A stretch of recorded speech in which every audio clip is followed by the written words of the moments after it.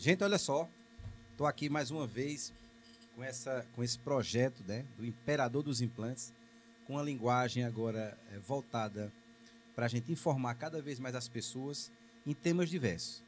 Né? No episódio passado a gente falou sobre publicidade, sobre a importância do marketing, e hoje eu queria falar de algo mais específico que diz respeito a muitas profissões, as pessoas de uma maneira geral, os dentistas, médicos, enfim, todos os cidadãos, eles têm interesse em saber um pouco mais sobre essa especialidade, que graças a Deus está popularizada, e as pessoas elas têm a necessidade de entender como funciona seus corpos de uma forma mais interna. Né? E eu tenho a honra de receber hoje aqui, quando estava iniciando esse projeto, eu já pensei no senhor, né? Porque é uma pessoa que tem um entendimento não só da área específica, da área médica, mas é um cidadão de bem e é um cara inteligente. A gente conversa sobre N assuntos. Se for deixar, nossas consultas demoram bastante, não é?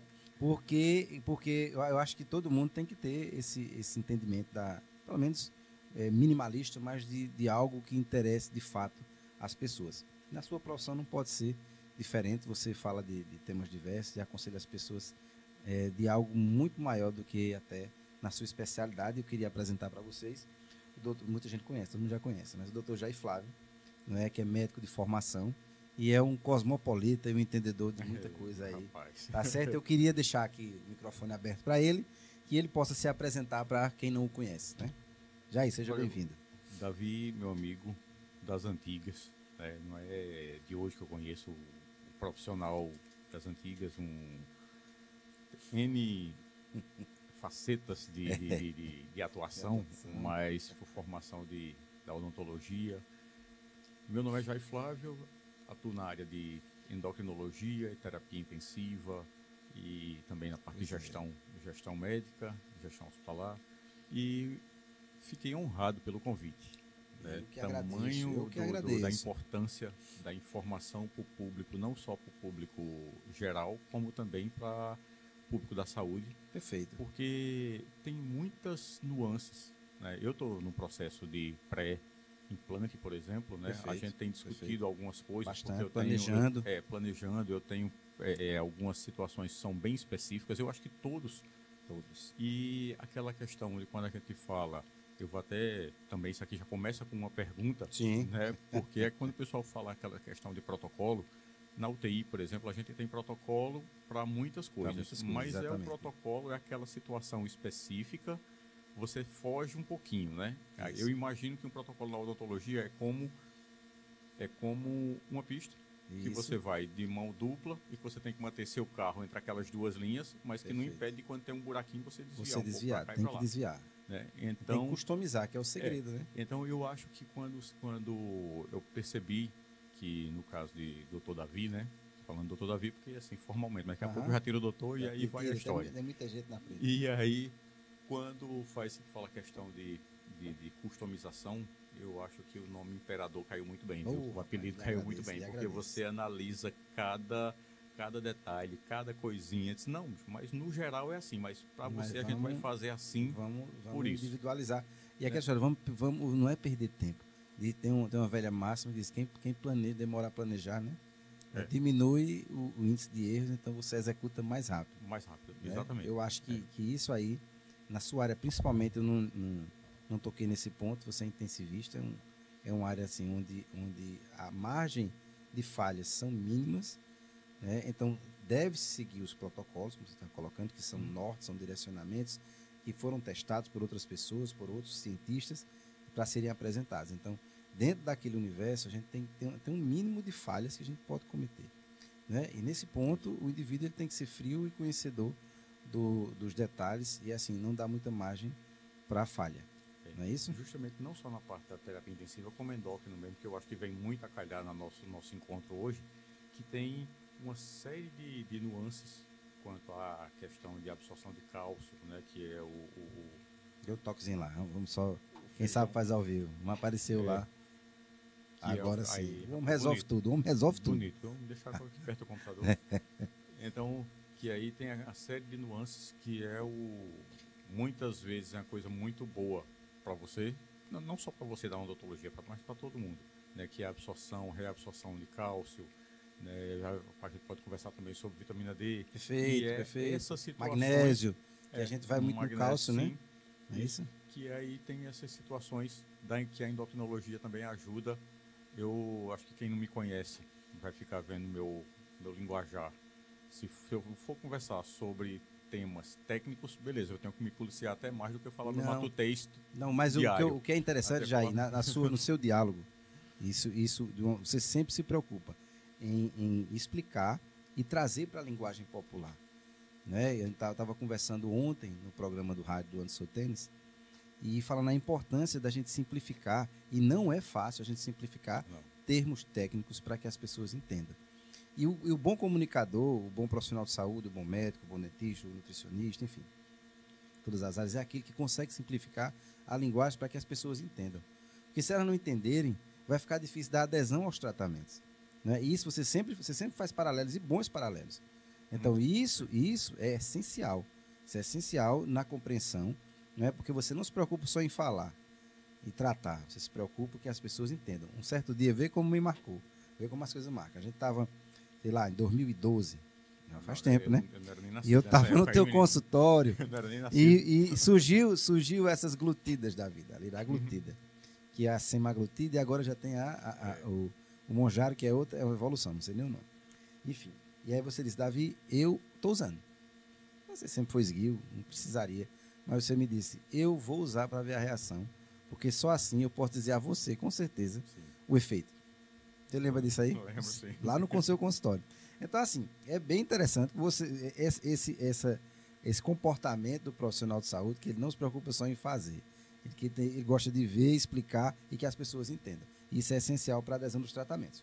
É um diferencial. Eu acho que inclusive nós temos aqui na nossa terra excelentes comunicadores, né? A gente muitas vezes vai para fora do nosso sertão, do nosso Nordeste, buscando mais conhecimentos, porque inevitavelmente Sul e Sudeste é onde chega as coisas no nosso país. Primeiro. Mas aí muitas vezes a gente sai e a gente se depara com excelentes comunicadores aqui na nossa região, e um deles eu ouvi dizer que depois para mim isso foi uma novidade, né? Quando eu vi, não, isso já tinha sido dito por alguém aí há muito tempo, mas que eu ouvi aqui, que a comunicação, a mensagem está no emissor. Quando você trata de uma mensagem e você não faz a pessoa entender, a culpa é sua. Né? A pessoa está ali para receber a informação e você tem que ir ao nível dela.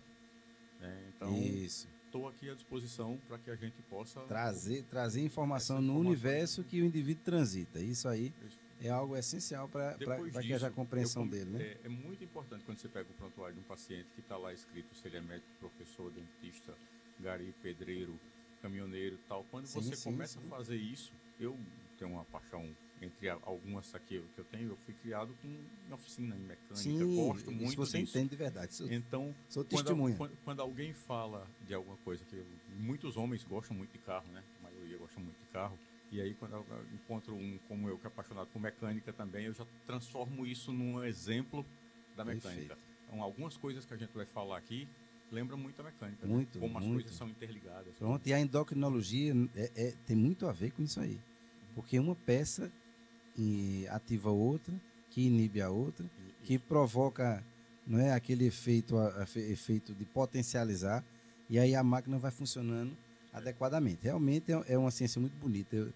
Eu quando comecei a estudar saúde, uma das disciplinas que eu mais gostava era a fisiologia e a fisiopatologia, né? Gente, para quem não está familiarizado, a fisiologia é a disciplina, é a parte da ciência da saúde que trata dos processos. Como é que acontece uma febre, como é que acontece como é que vai acontecer uma filtração renal, como é que se forma um xixi, enfim, a fisiologia explica, são os caminhos. E aí eu comecei me interessei muito e estudava com muita satisfação, porque é muito bonito. Deixa eu te interromper. Pois não, tentar é um resumir prazer. Esse conceito, que para mim foi muito importante. Quando eu comecei na faculdade, todo mundo fica muito empolgado em anatomia. Né? Não me empolgue. Não só fica empolgado, como é uma matéria muito difícil no começo, né? Você está acostumado, só que você acha que anatomia é difícil, porque você não está sabendo o que é que vem depois. É verdade. E aí, eu cheguei nessa anatomia, certo? A gente já passou para anatomia e agora vem fisiologia, tão temida fisiologia. Aí eu disse, mas o que é que trata a fisiologia? Eu não conseguia entender o conceito. Eu meio lerdo, né? Eu disse, não entendi. Até que um professor me deu um sacode. Ele disse, anatomia, você vê as peças no morto. E a fisiologia você vê no vivo. Aí eu disse, é verdade. Pronto. Essa frase, para mim, resumiu tudo da fisiologia. Você Eu vê... falo assim, um é a geografia, o outro é a história. É a história, é. Viu? Mas vamos lá, você já entrou no mundo da endocrinologia, provavelmente aí você se identificou bastante, e foi um dos pioneiros, talvez o pioneiro, você e mais alguns colegas surgiram na mesma época, acho que uns 15 anos atrás, não é? Como, não tenho nem 15 anos de quase, idade. você tem quase 15, né? Quase, você já nasceu sendo médico, praticamente. Um pouco mais de 15 Então, anos então assim, aqui, né? nesse tempo, o que é que você nota de evolução da especialidade em endocrinologia? Aí eu vou fazer uma provocação e você esteja à vontade para não comentar, mas eu quero que você comente. E vieram surgindo algumas subespecialidades atualmente, né? Que estão envolvendo um pouquinho a endócrino na sua atuação, mas eu queria que você falasse da endocrinologia e a evolução dela. Depois eu falo da nutrologia. Eu acho que eu imaginava que o final das contas chegaria na nutrologia, não, que mas eu acho que é uma ciência arretada.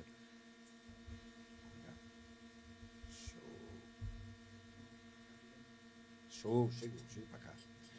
Quem sabe faz ao vivo, vamos lá. Eu queria a evolução da endocrinologia. A evolução da endocrinologia, eu acho que houve antes de mim, antes de outros colegas que tentaram a endocrinologia aqui, todos vieram com, pelo menos alguns, os que eu sei, que eu não os conheci, só tenho notícias disso, que não ficaram na cidade porque a gente ainda estava muito aquém da questão laboratorial. Certo. E os laboratórios, apesar de muito bons, muito antenados, os biomédicos, né, não queriam investir porque eram equipamentos muito caros, não existia a logística de coleta como a gente tem hoje, de uns 10 anos, 15 anos, você falou muito bem, muita coisa mudou. E eles também não faziam esses grandes investimentos porque não sabiam se aqueles colegas ficariam. Sim. Como realmente não ficaram. Alguns que começaram, que desbravaram, que limparam o mato mesmo aqui, para firmar, para levantar as tendas aqui em Serra Talhada, foi gente da terra. E a partir disso, eu tive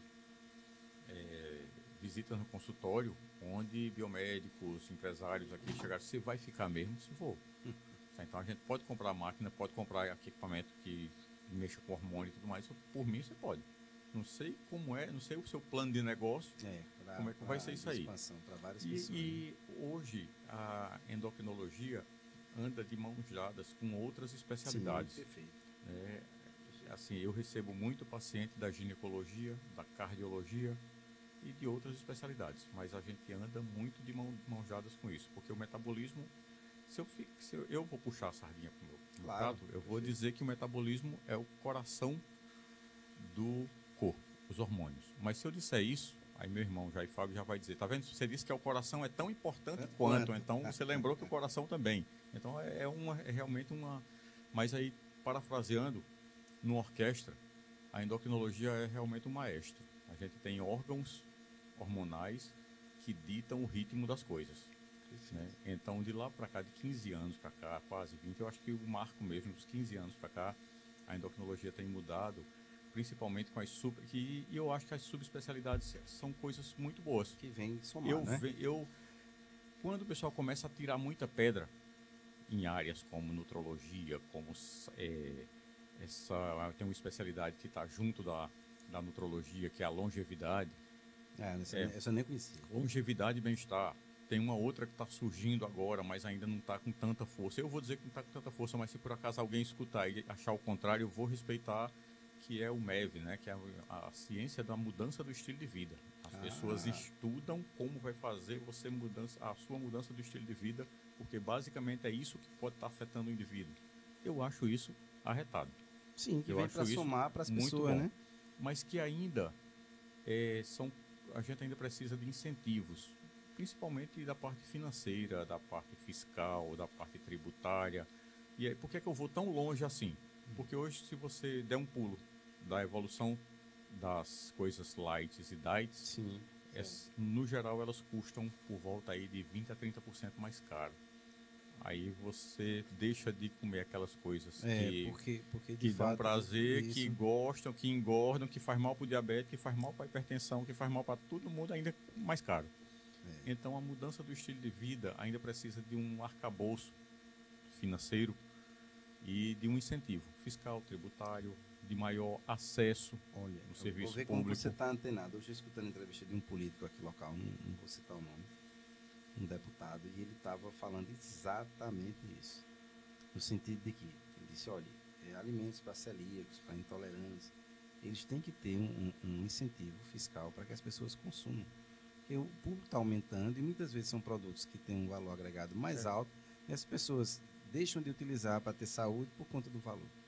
Então, isso que você falou, assim, graças a Deus que tem aí políticos incentivados por algumas categorias que estão sensíveis, que estão dando ouvidos e já reverberando o que você está falando. Perfeito, isso aí. Eu já encontro também, para minha surpresa, quando a gente começou a fazer, quando eu comecei a fazer endocrinologia e outros colegas que fomos contemporâneos, para minha surpresa, eu encontrei aqui na cidade Davi e outros 3 outros colegas que também foram contemporâneos nossos, que estavam preocupados com os pacientes diabéticos. Certo, queriam, você mesmo é um dentista que não opera ninguém sem ter uma liberação do seu médico, que seja endócrino, que seja cardiologista, o médico que lhe acompanha, você faz uma bateria básica, um hemograma, um coagulograma, uma glicemia, e aí vê que isso mexe diretamente na cicatrização, na absorção, na reabsorção óssea. Perfeito. Numa reação anestésica. Isso. Então tem uma série de coisas. Isso para mim foi muito gratificante. Olha, esse rapaz, eu vou estender o tapete vermelho para esse colega aqui. Então peguei o telefone e sei, o que é que você quer? Como você quer receber esse paciente? Perfeito. Uma glicemia de quanto, para quanto, como é? Então eu acho que essa interação, não só, e aí você viu, né, que eu comecei a falar do laboratório, a parte da endocrinologia, e a gente chegou no que, para minha grata surpresa, o dentista estava preocupado na conscientização. É isso, e assim, um dos motivos que a gente está aqui hoje é que a gente difunda mais esses conceitos que são científicos, não só científicos em âmbito acadêmico, né, para ser professor, mas repercute diretamente no dia a dia das pessoas. Então, o número de pacientes diabéticos não só aumentou, mas talvez os diagnósticos, em virtude das evoluções, das pessoas se informarem mais, do acesso aos laboratórios, né? Delas fazerem mais exames de triagem, estarem aumentando. Então, os diagnósticos estão se tornando cada vez maiores. Né? Então, assim, a gente precisa, eu falo sempre, quando eu estou na rádio, a gente tem que democratizar a informação. Não é? Muitas vezes o paciente ele é diabético, sabe que mas tem medo de fazer um exame para comprovar, para fazer uma adesão ao tratamento.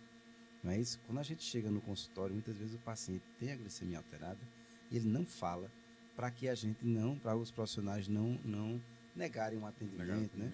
Então, adiarem uma cirurgia. Exatamente. Então, assim, o primeiro passo que a gente tem que ter, além de conscientizar, você que é estudante, está nos assistindo, você que tem um familiar que é diabético, então, assim, incentive para que ele faça os exames de rotina e ele divida isso com os profissionais, seja dentista, seja, enfim, qualquer profissional que ele vá submeter a procedimentos invasivos ou não invasivos, né? Por exemplo, vamos lá, não invasivo, o cara vai para o seu terapeuta com uma queixa de pequena dormência nos membros, né? E aí isso pode estar relacionado a uma glicemia alterada. Então, assim, não tem por que esconder, né? E o doutor Jair falou da questão da alimentação. Existe como se alimentar bem e de forma prazerosa sendo diabético? Pegando esse gancho. De verdade, fazer o suspense. Aí o pessoal depois foi editar isso aqui, vai fazer aquele negócio. Tem sim. Tem. Hoje já existe pessoas. E eu observo que eu não sabia. Eu atentei para isso. As melhores marcas, e aqui eu não vou fazer comercial para nenhum mesmo, porque assim seria injusto, porque o doce de leite de uma marca é melhor do que o doce de coco de outra. Sim. E é interessante, para você ver que eu fui logo na ferida, né? Foi no doce. Doce de leite, doce de coco é uma coisa que vai ser excomungado se pensar em fazer um negócio desse. Né? E tem essas marcas com zero açúcar, né? Com xilitol, com aspartame, estévia, esses nomes bonitos que eu estou fazendo. E com um ingrediente que as pessoas às vezes esquecem de ler, que é a palavra moderação, né? Moderação. Esse ingrediente ali, quando está lá, Então, a turma esquece. Teve cientistas aí, nutricionistas, pessoas da ciência ou não, que começaram a provar receitas em benefício próprio, né? Já que eu não posso fazer isso, e acabaram transformando isso em negócio de sucesso. Certo. Né? Tem marcas muito boas hoje, com muita facilidade. Hoje aqui os nossos supermercados são muito agraciados com isso. Então a gente tem opções muito boas, mas como eu estou te falando, às vezes custa um pouco mais caro. O problema maior do diabético está na moderação, ou na falta de, né? A falta de moderação. Quando você consegue comer tudo, absolutamente tudo, menos o açúcar mesmo pesado, de forma que você substitua as coisas zero açúcar, só que numa quantidade menor. Então, quando você e a história do sódio, que alguns alimentos que tem menos açúcar, a sacarose, ele vai trocando por os adoçantes, não é isso? Certo. E aí eu esqueci, xilitol, frutose, sei lá, não sei, aspartame, ciclamato, estévia. É isso. E para que o alimento tenha uma estabilidade de conservação, né, ele tem que acrescentar o sódio. Uhum. Explica essa questão, essa relação. A Coca Zero, tem essa história agora, né? Eu vejo os caras lá, os caras fit tomam a Coca Zero, eu fico, meu Deus do céu, será que esse miserável tá certo? Já me disseram que o sódio dela causa um edema intracelular, né? Um edema em virtude do sódio, que talvez nem compense aquela redução de açúcar. Me diz isso aí, eu quero saber. O ideal é não tomar a Coca, mas vamos lá. Rapaz, isso é uma zoada pra gente passar um dia todo. É uma zoada pra gente passar o dia todo falando disso, tá vendo? A história daquela música, eu gosto de problema. Vamos ver agora. Aí teve um personagem histórico muito importante na nossa vida, tanto antiga quanto atual, que olhou para outro e disse: quem disse que eu vim trazer a paz? Então foi como você fez agora, né? É verdade. Então, tudo que tiver conservante vai ter sódio. Perfeito. Né? O sal é um conservante por natureza. Por natureza, né? Então você falou muito bem. Então tudo que tiver conservante, atente para o sódio. A gente também não vai viver sem sódio. Certo. O sódio faz parte não tem como tirar. Faz uma parte importante. Suprimir a dieta do sal também totalmente? Não, né? Porque os nossos neurotransmissores, a nossa parte elétrica precisa, o coração a musculatura, tudo vai precisar do sódio. Então, entre outros elementos, mas como a gente está falando especificamente dele, deixa eu dar uma resumida dessa história. A grande polêmica da Coca Zero é que as pessoas tomam suco de fruta pensando que, por não querer tomar refrigerante, um suco de fruta é muito mais natural. Concordo que é mais natural, mas é muito mais calórico. Olha aí. Então, o ideal... Do ponto de vista calórico, né? Não nutricional. Calórico. Calórico e nutricional. Porque quando você vai consumir um copo de suco, você faz o quê? Com 2 ou 3 laranjas. Isso. Certo? Só que se você não consegue, vamos dizer 5 laranjas, eu não sei se é essa proporção, mas se você, porque também aí a gente varia do tipo de laranja, do tamanho. Também é verdade. Vamos botar 5. Né? Mas aí você tantas gramas, você não chega e senta para chupar 5 laranjas depois do almoço. Não. O volume, o bagaço, e tudo, as fibras. Não vai então tudo. O ideal é você consumir 1 laranja ou 2 laranjas, porque ela não vai ser tão calórica e vai ter toda a laranja mesmo, não suco. Laranja, isso não suco. Certo. Então, quando alguém diz que eu tomo suco porque eu não quero tomar refrigerante, aí começa a zoada dos nutricionistas, dos nutrólogos, dessa parte aí. Então, é melhor, em termos calóricos, tomar a bendita Coca Zero do que essa parte calórica. Aí a gente tem que traçar o norte. O que é que a gente quer com isso aí? Quem é que a gente quer proteger ou quem é que a gente quer atacar? Se for só a questão do sódio, a quantidade de sódio que tem na Coca Zero, ela é insignificante para causar algum problema. E aí eu não estou defendendo a Coca Zero. A Coca Zero. Eu só estou dizendo que você vai tomar 2 litros de Coca Zero. Não. Mas ainda que fosse a quantidade de sal que tem lá, em troca do que você está buscando, ela é benéfica. Certo. Né? Vou comparar a uma medicação. Nenhuma medicação é isenta de efeito colateral a curto ou a longo prazo. E aí, como eu ouvi o professor dizer, se você, quando estiver falando com o paciente, ele disser isso não dá efeito não, você dá sim. Dá efeito colateral sim. Mas o que é que a gente quer? A gente quer o efeito colateral é maior ou menor do que o efeito principal, o alvo, o efeito terapêutico. Você toma medicação para dor de cabeça, uma dipirona para dor de cabeça. E aí as pessoas começam, não falar de dipirona não, falar de um anti-inflamatório pesado, para dor nas costas, para dor no joelho.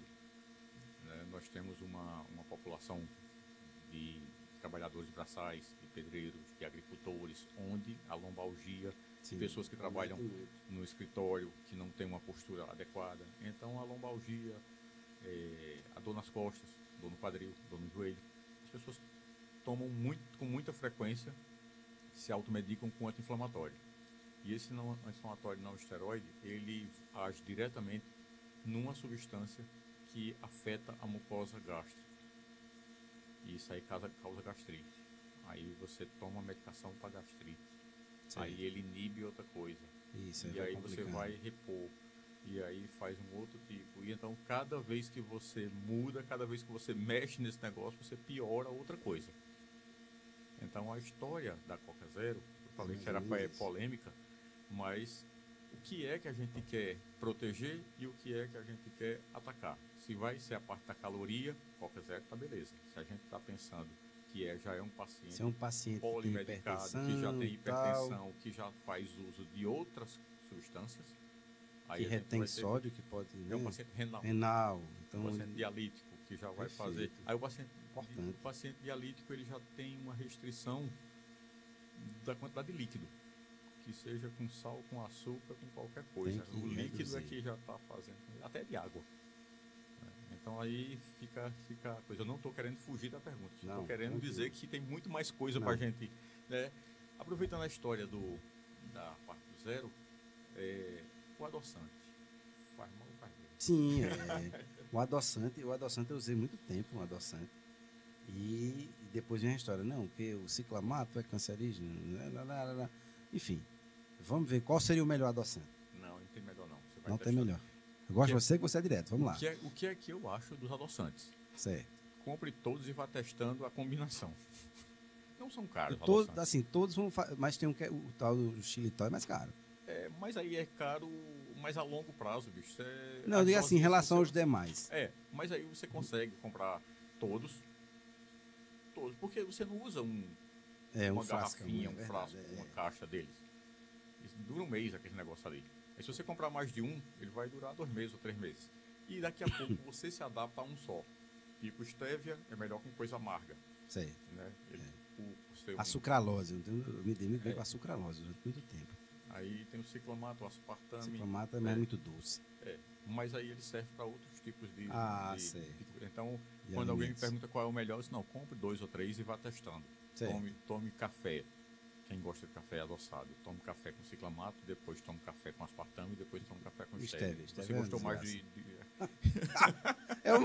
Stevia pra mim é uma desgraça. Pra você ver, se eu fosse tomar adoçante, eu já ia tomar no café, eu gostei mais de stevia. Perfeito. Os steviáceos, né? Porque dentro do stevia ainda tem outros. Mas vamos lá, mas é melhor do que o açúcar. É melhor que o açúcar. E a questão de dar câncer, esse negócio, que com ou sem o apesar de, acaba que vai ter câncer. Com a idade você vai ter algumas mesmo. coisas não vale a pena a discussão. E aí eu sou bem taxativo, e aí estou aqui para quem quiser jogar pedra, porque entre o cara pensar que vai estar deixando de tomar açúcar para evitar um câncer, tem tanta coisa que ele faz, né? Eu estou preocupado com a diabetes que você tem tratado. Deixa a história do câncer para depois. Vamos tratar aqui. Você vai evitar câncer e morre de uma nefropatia diabética, fica cego, corta as pernas. Tem tanta coisa antes. É pior antes do câncer. Mas vê só, Jair, hoje a gente está falando muito de cortar o açúcar, porque o açúcar é inflamatório, e você zerar o açúcar. Isso pode ser feito assim, cara? Pode. É o ideal. É o ideal. A gente não precisa de açúcar. Açúcar mesmo, pesado cara? para viver, não. Isso é um vício que colocaram na sociedade moderna. E se a gente cortar o açúcar, rapaz, você não tem ideia da que faz quantidade bem. que a gente acumula no corpo por conta do açúcar. Se você só cortar o açúcar, você já perde peso. Verdade. Não Se é você verdade. cortar o açúcar das coisas adoçadas, em bolo, em doce, no cafezinho, isso é uma quantidade incrível. É igual aquela torneira que está pingando. Certo. Que altera a conta de água ou altera o nível da sua caixa d'água, que você não dá valor, aquele pinga-pinga na torneirinha que está folgada, é o açúcar na vida da gente. Certo. E isso aí reverbera diretamente, inclusive na odontologia. Sim, Né? verdade. Não é só cárie, Verdade, não, porque verdade. a cárie hoje, eu não sei, tu pega muito paciente com cárie hoje ainda. Reduziu bastante. Acho que o pessoal está preocupado com outras bastante, coisas. É verdade. É igual piolho também de menino, né? Não, Tem mais diminuiu, menino com piolho. diminuiu bastante. Ninguém vê menino com braço bem quebrado pouquinho, mais. É bem pouquinho. Os meninos estão com tendinite, estão com ansiedade, né? Mudaram os hábitos. Mas, só para fechar essa questão do açúcar, no metabolismo geral. Então, você é fato consumado de que é melhor trocar o açúcar industrializado por adoçante. Por adoçante, certo. Isso vai fazer, isso reduz caloria e reduz os danos, os malefícios do açúcar. Do açúcar. Perfeito. Isso aí. Então, E se você do ponto de vista odontológico, em termos de atividade cariogênica, também isso melhora bastante. Porque a sacarose é um que tem um índice de atividade de metabolização, né? Atividade de cariogênica muito alta, é o mais elevado. Então, que você vai trocando, também tem os benefícios, né? Para mim, cariogênico, eu demoro um tempinho a processar. Eu sei que é o formador de cárie. Isso. Mas para mim não é uma palavra muito comum. Não é assim, a gente não está usando muito, não. No sentido de que ela é interessante. Ela não é baixa. No caso, ela vai. O pH é ácido é alto, né? Isso não baixo. Ela reduz o pH bastante. Ela tem a metabolização dele ela é agressiva e baixa. Adora, né? O Streptococcus adora. Então, até para uma questão do índice cariogênico, os adoçantes usados de uma forma responsável, né? Sem exagero também. O cara bota quantas gotas? O cara segura. Não, eu boto 7 segundos, 10 segundos, segurando. Né? Então, assim. A famosa xiringada. A xiringada. Então, na xiringada, a gente vai ter exagero do mesmo jeito. Existe, você tiver a curiosidade de ler, cada fabricante diz quantas gotas substitui a colher de chá. Perfeito. Então isso aí já. Agora vamos lá. Eu queria saber a diabetes. Veja, a diabetes, do ponto de vista ela causa microangiopatia. Sim. Né? Existe um espessamento, né, na membrana dos vasos diabéticos que diminui a perfusão nas extremidades. Vamos traduzir? Vamos lá. Micro de pequeno, anjo de vaso, apatia de doença. Perfeito. Microangiopatia. Todo Perfeito. mundo pegou a história. Perfeito. Então, é a doença que é a história do pé diabético isso, e tal. Isso. Né? Quando está em extremidade, ele tem dificuldade de chegar a sangue. É pior. Ele tem a dificuldade não só de chegar a sangue, mas o problema maior do diabético nos membros inferiores. Vamos destrinchar o negócio. Vamos canalizar a parte maior, para que fique mais ilustrativo. A microangiopatia, principalmente de membros inferiores, ele tem a dificuldade no retorno venoso, porque ele tem que vencer a gravidade. Isso. Então, vamos imaginar, vem lá as comparações, vamos imaginar que você tem uma torneira. Você liga a torneira da sua casa para aguar uma planta. E aí ela é longa. E você precisa, por algum motivo, de mandar essa água de volta. E é mais alto.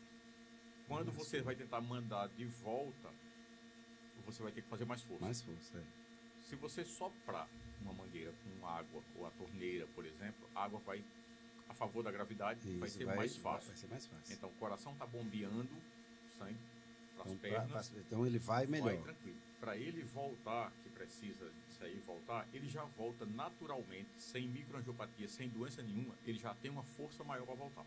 E quando essas mangueiras elas estão ressecadas e elas estão obstruídas, ou elas estão meio queimadas, isso é pior ainda. Então, a comparação que dá para a gente fazer é que a microangiopatia, ela prejudica o retorno venoso, tem uma estase, ou seja, tem uma parada lá no lugar, é por isso que a gente vê, e por conta disso as pessoas vão ficando com os pés escuros, parecem bota, parecem meias, né? Esse sangue parado dá um formigamento. Isso, agora vamos fazer para outras partes.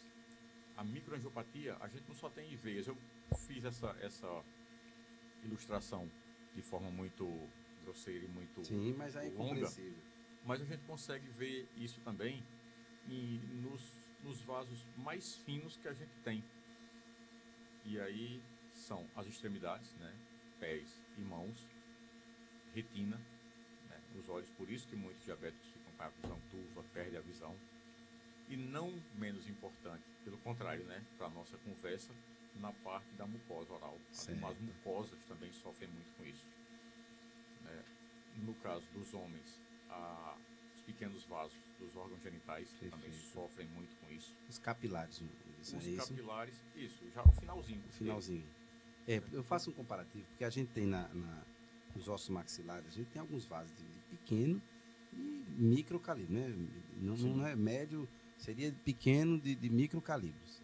Então, à medida que a gente vai necessitando dessa vascularização no periodonto, ele também é prejudicado. Então, pacientes que têm diabetes são predispostos a doenças periodontais, né? Gengivite, periodontite, né? Perdem o osso com mais facilidade por esse mesmo mecanismo aí que você está colocando. Você acabou de colocar aqui na cavidade oral, sofre também, né? Os microvasos.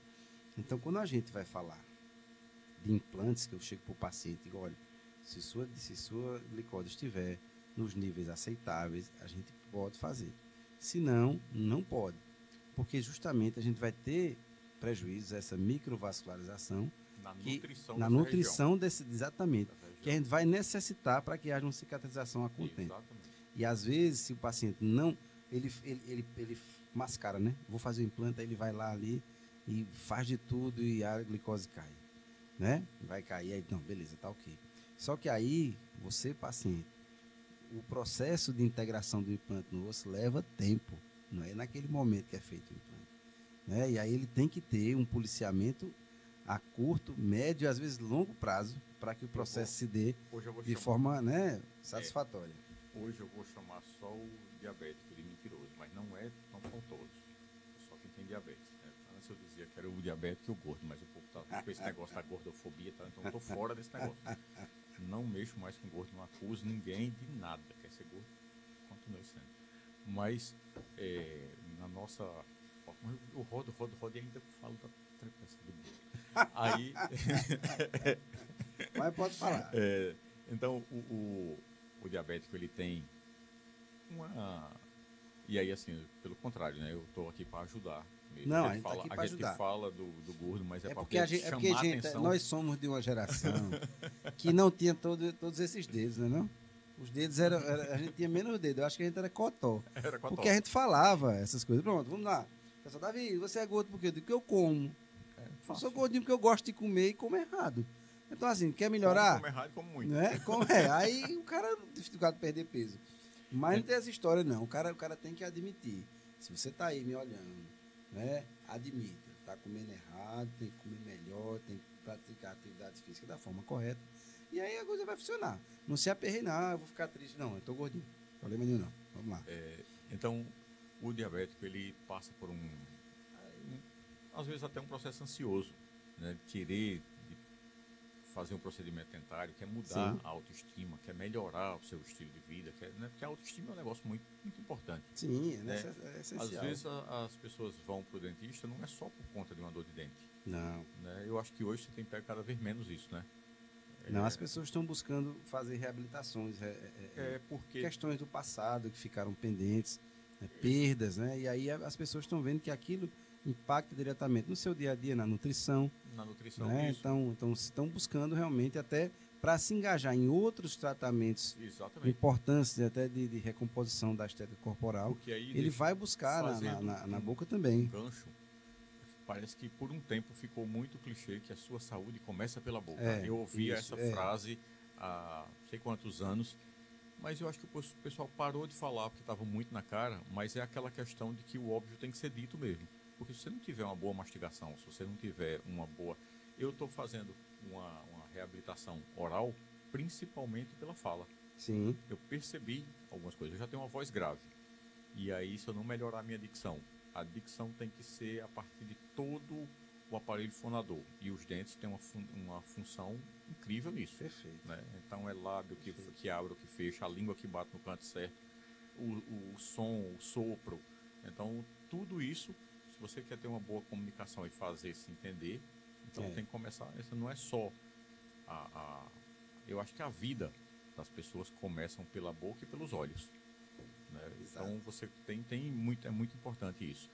O diabético, ele passa por alguns períodos ansiosos e, como eu falei, né? Então, ele está ansioso por querer, isso é uma questão mais social e acho que é muito de empatia quando eu comecei a me importar, realmente, da parte social, da parte de empatia, assim, com o paciente, por que você escondeu do seu dentista que a senhora tem diabetes? Não é porque eu estava com tanta coisa para fazer que ele marcou e tal, e não sei o que, e fui e escondi. Aí deu errado. Foi, ele avisou que tal, não sei o que. Poderia dar, então, mas aí o paciente... E aí, qual é a manha? Fica 2 semanas, 3 semanas, 1 mês fazendo tudo certinho e a glicosezinha fica beleza, fica filé. Só que não baixou o que tinha que baixar, ele não se acostumou com o que tinha que fazer. Isso. E aí a gente lança a mão daquele outro mecanismo que é, por exemplo, a hemoglobina glicada, que mostra... que é interessante. Que mostra nos últimos 3 meses, mostra frações da hemoglobina, da glicose que ficou que aí o cara chega lá com a glicosezinha de 80, 90, 100...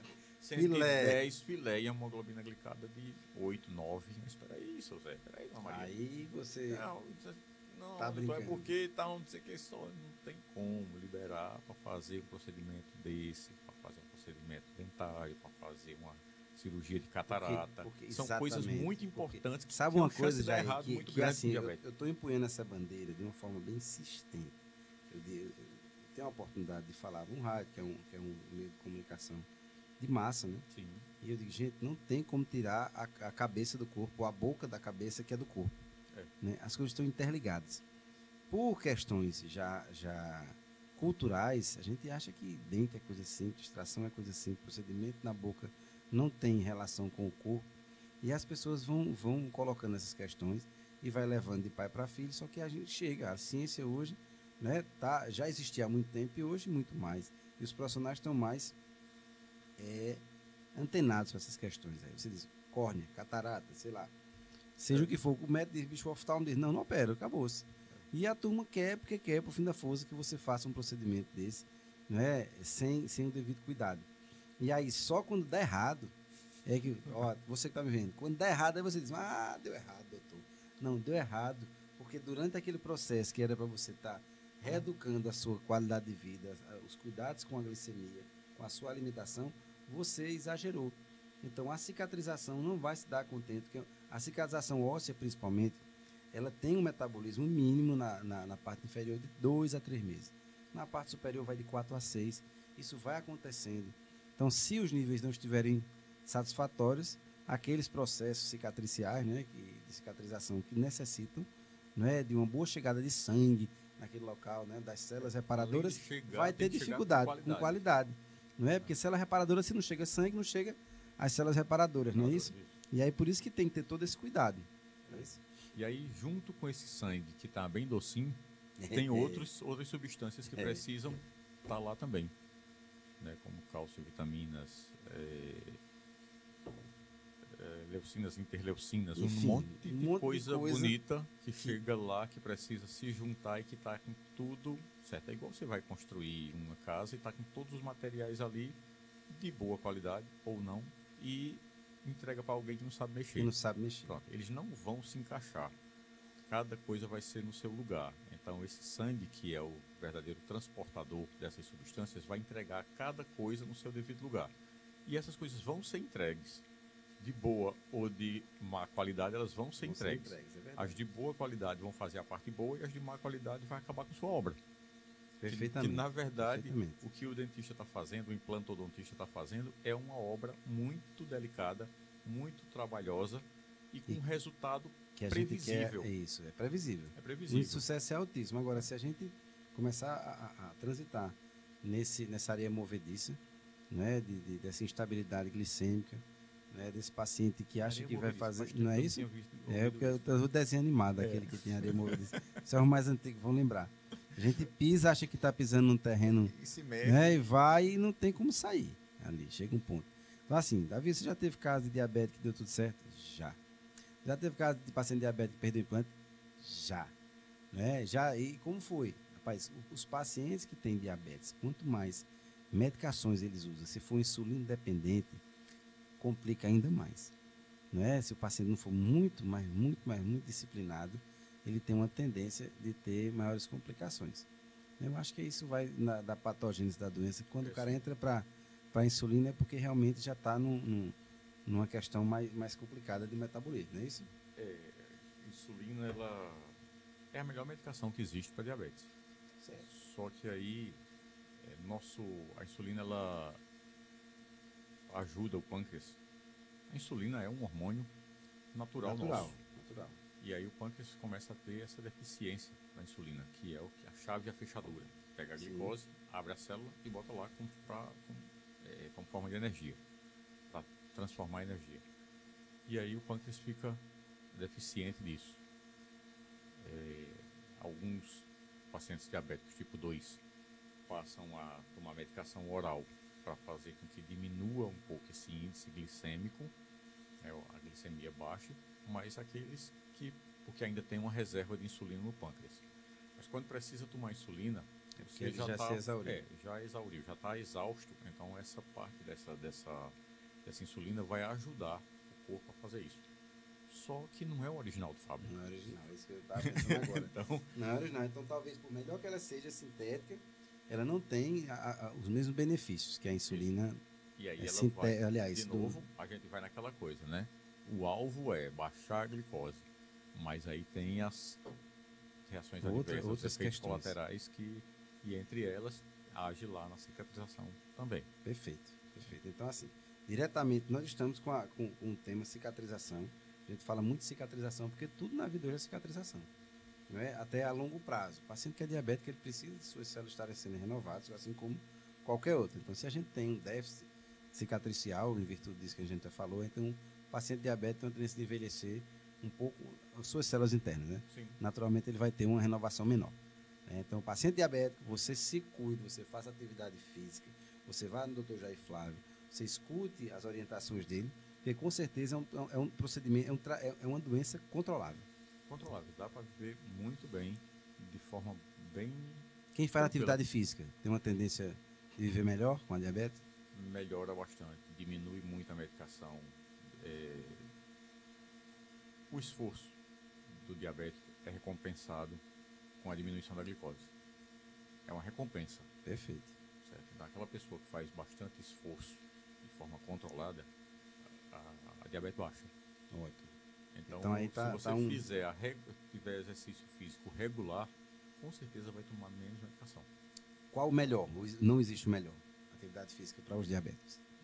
É a que ela pode fazer. Que ela puder fazer e gostar de fazer. Porque tem algumas coisas que são muito de alto débito calórico, mas as pessoas não conseguem. Tem outras que não gostam. Então é individualizado. Perfeito. Agora eu queria mudar aqui o enfoque. Diabetes é um tema que vai 4 programas. Né? Traz especialistas de toda a área. Então, vamos mudar o enfoque. Eu queria falar um pouquinho sobre algumas doenças autoimunes. Já entra numa seara maior ainda, mas eu queria que você falasse um pouco sobre a artrite reumatoide, a relação com a fibromialgia, né? que é uma patologia, uma doença, né? que o seu diagnóstico é feito por exclusão, né? Por exclusão, mas geralmente está muito atrelado às doenças autoimunes. Né? Então, o paciente que tem dores crônicas em vários locais do corpo, né? Eles elegem alguns locais para que sejam feito esse diagnóstico diferencial de fibromialgia e outras dores. Eu queria que você falasse um pouquinho da artrite reumatoide, da fibromialgia, de uma forma bem objetiva, como você sabe falar. Eu sei que é um tema complexo, mas para as pessoas que estão nos ouvindo, entendam que existe uma relação e que é algo que impacta diretamente na qualidade de vida dessas pessoas. Davi, a artrite reumatoide e fibromialgia são, como você falou bem, são doenças complexas, são praticamente síndromes, onde elas vão desde uma dor muito simples até uma dor mais complexa, que pode mover, pode ser bilateral, né, tanto de um lado quanto de outro. Tem uma causa, na maioria das vezes, autoimune. O profissional específico, eu vou levantar já uma bola e já vou também já levantar uma bola para convidar também um reumatologista para a gente falar. Já está no radar, já está no radar. Tá no radar. E muita gente ainda procura ortopedista, ainda procura médico, o doutor de osso, né? Porque tem o doutor de carne e o doutor de osso, então procura só o doutor de osso, que é o ortopedista, o traumatologista, que tem sua habilidade para tratar quando a coisa é de trauma, quando a coisa é... E acho que isso foi uma Coca Zero, Gabriel? Foi uma Coca Zero. Você falou tanto de Coca Zero que deu vontade. Eu acabei de abrir uma Coca Zero. Aí, então, quando a situação... Gente, bom humor, a característica desse rapaz. Sacanagem. Então, quando a artrite reumatoide é uma doença, além de ser uma doença reumatológica, ela é uma doença inflamatória. Né? A fibromialgia, ela é poli. Ela tem dores que aparecem, que desaparecem. Ela tem pontos dolorosos para serem investigados. Em várias partes do corpo. Em várias partes do corpo. Esses pontos, eles são somados, cada um ganha... Esses locais são chamados... Ele ganha pontos por isso aí. Né? Ganha os scores. Score é nome bonito também. Tá vendo aí? Tô virado. Virado. E é uma doença que ela é feita por exclusão. A pessoa que já tem muita habilidade disso sempre é acompanhada com uma ansiedade, com sintomas depressivos. Sim, perfeito. Isso é muito importante. Atenção. As pessoas... Atenção, dentista, que você está me assistindo aqui no canal, ou Imperador dos Implantes, com o doutor Jair Flávio Jaime, uma potência aqui da medicina. Uau. Do Pajeú, viu? O homem é diretor de hospital, ele é uma referência no Pajeú e quiçá no Brasil.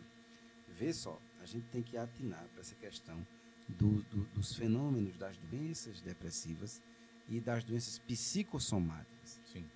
Porque o paciente, ele diz que tem a dor, você procura, que é uma das maiores angústias de quem tem fibromialgia, é que ela busca a dor, mas a dor é um fenômeno sensorial. Ela sente, a gente procura, às vezes ela vai dizer a mim, eu toco, não é aqui, mas ela sente. Né? É psicossomático. Então, no que tange a odontologia, que não é só odontologia, né? É assim, existem as dores orofaciais, dores na face, na região da articulação, que o coitado do paciente, ele vai me buscar, eu como clínico geral, como especialista em implante, ele busca o bucomaxilo, ele sai transitando, ele vai procurando às vezes fazer canais, extrair dentes, porque ele tem dores crônicas na face. E aí onde eu queria chegar para a parte que é assim, vá no médico, vá no otorrino, vá para o dentista, vá para o buco, vá para o fisioterapeuta.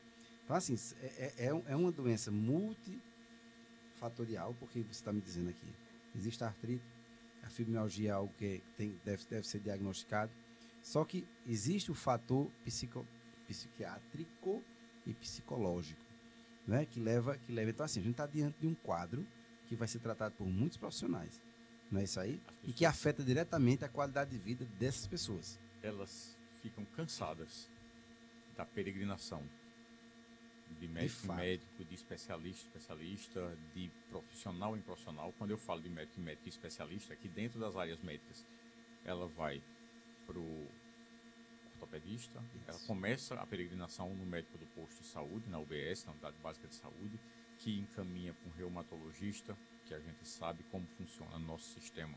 Muito bom, mas nossa população muito grande e ainda insuficiente nas especializações, nas especialidades médicas em algumas regiões. Rapaz, como eu estou um lorde para falar que o negócio é bom, mas não funciona direito. Quase um lorde. É bom. Então, mas que funciona realmente, é porque realmente tem alguns entraves nessa parte gerencial, e a nossa população cresceu e realmente, isso aí eu digo e não nego, os governantes não acompanharam o sistema. É um grande plano de saúde que vai aumentando vertiginosamente, né? Isso. Exponencialmente, e ele cresce de uma forma aritmética. Exatamente. Então, Gostou aí, então eu estou botando para torar. Esse negócio diante de tu, a gente aprende. Aí, então, vou dizer que não funciona, não. Isso não é assim. Dizer que não presta, não. Também não é. Eu não concordo com essa não, colocação presta, sim. assim. Mas aí, a peregrinação desse paciente ou dessa paciente, uma grande maioria de vezes, ela é do sexo feminino, ela fibromialgia. E aí eu estou falando isso porque também o meu público maior é de mulheres. A fibromialgia, a pessoa vem cansada de procurar. Ela começa a peregrinação na UBS. Muitas vezes o médico já vê que é um quadro reumatológico, encaminha para o reumatologista, mas antes disso ela consegue marcar uma consulta com o ortopedista, que vai para um clínico da confiança, que vai para o endócrino, que aí aproveita numa consulta de rotina com o ginecologista, também pede alguns exames. E aí sai essa peregrinação. Enquanto isso, vai fazendo fisioterapia. Aí quando começa a parte das dores da cabeça, não só de cabeça, mas do pescoço para cima, e as dores orofaciais e a nucalgia, que incomoda muito, acaba pensando em articulação temporomandibular, aí vai para o bucomaxilo, e aí o negócio começa a dizer, não, aí não é o bucomaxilo. A gente sabe a disponibilidade, ou melhor, a indisponibilidade que a gente tem de radiologia odontológica. Isso.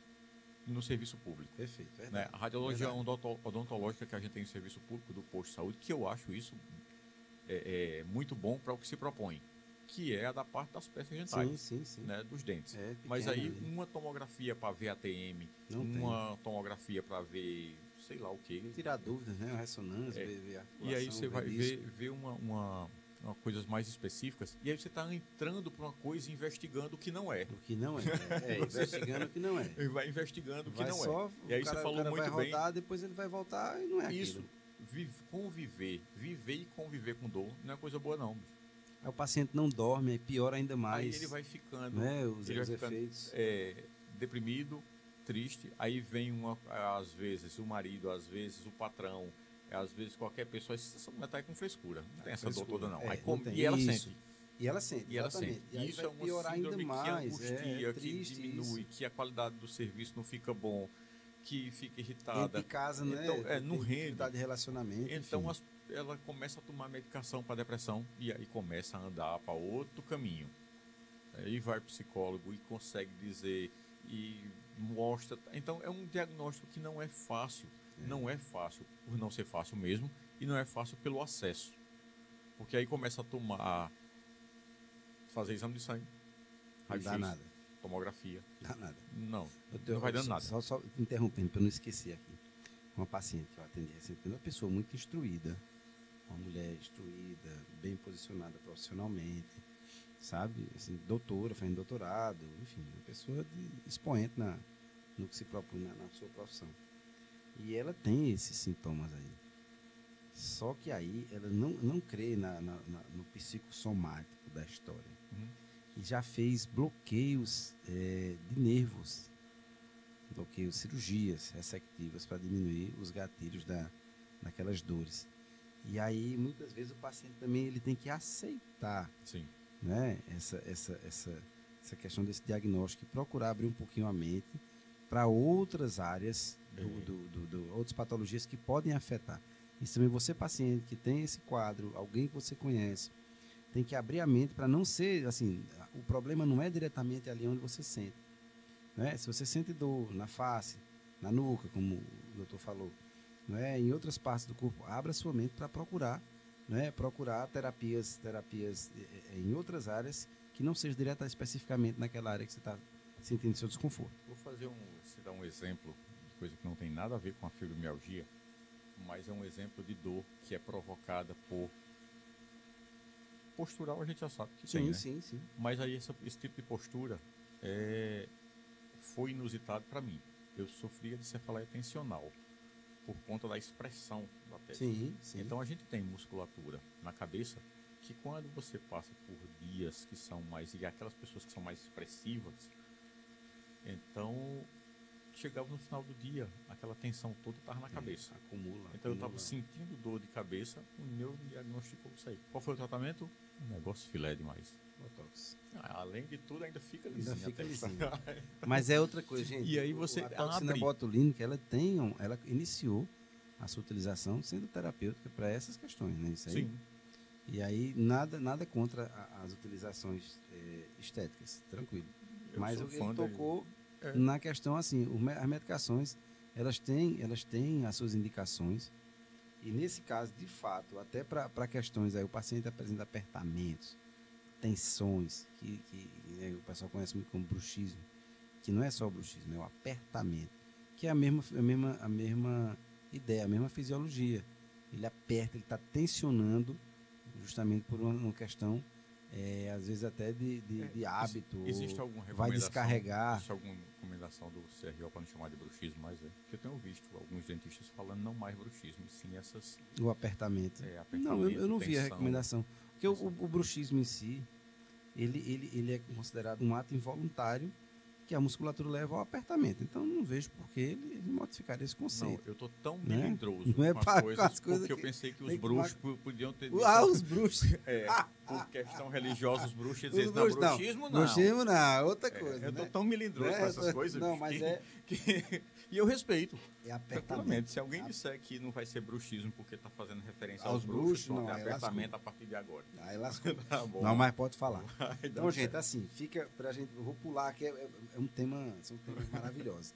Mas, vê, eu falo da fibromialgia porque é uma categoria de doença que justamente tem muito preconceito. As pessoas sofrem muito. Então, né? Eu quero levantar essa questão da fibromialgia. Esse preconceito da fibromialgia, eu me compadeço muito quando eu chego, que eu pergunto, toma alguma medicação, eu tomo isso.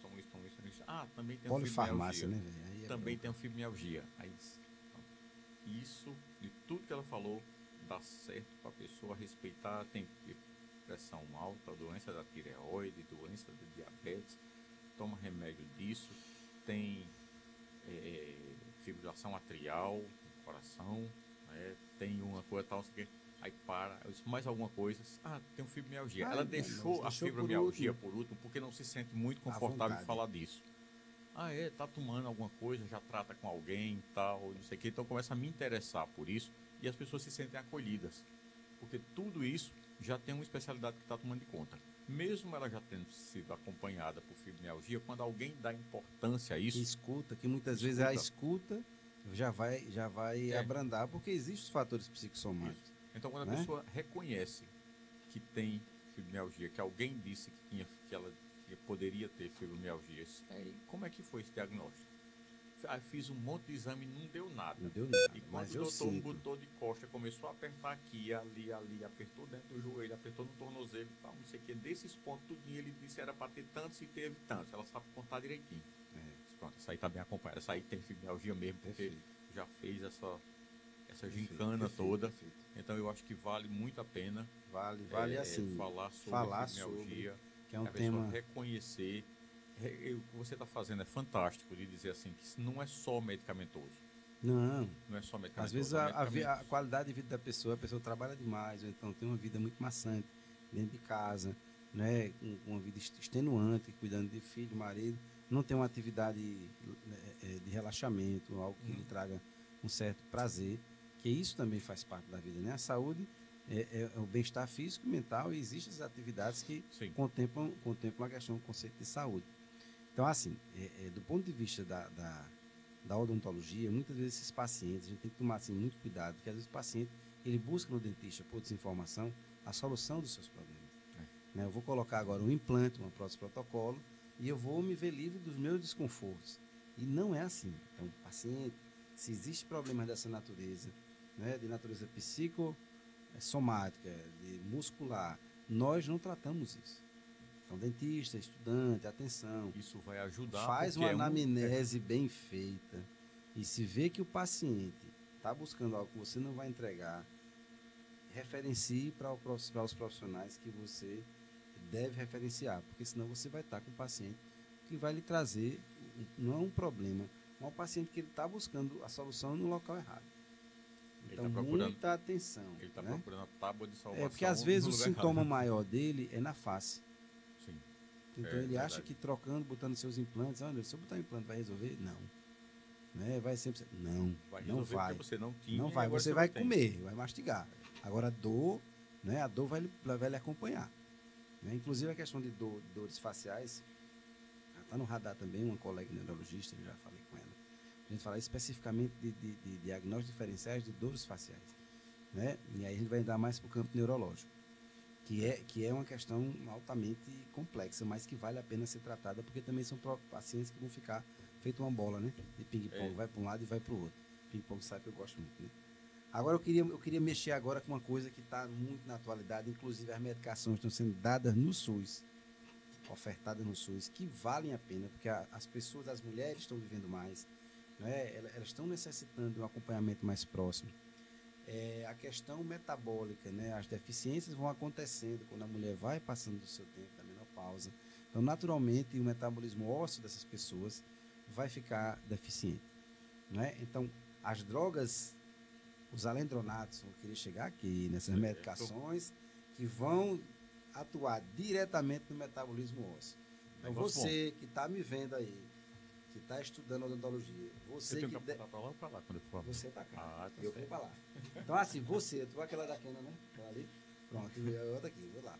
Olha só, você perca o preconceito e assiste o Imperador. A gente tem informação de qualidade. Muita atenção com esse capítulo agora. Eu vou falar das drogas antirreabsortivas com o mestre aqui, Dr. Jair Flávio. Hoje em dia, pacientes podem ter menopausas precoces e reduções dos índices, né, de estrógeno, enfim. Aí é contigo. Né? Vamos falar um pouquinho dessas pacientes que estão na menopausa e tem o que é a menopausa? Redução do metabolismo. Vamos lá. Vamos falar um negocinho bonito. O que é a menopausa? Ei, mas isso aqui tá ciência que só, não tá não?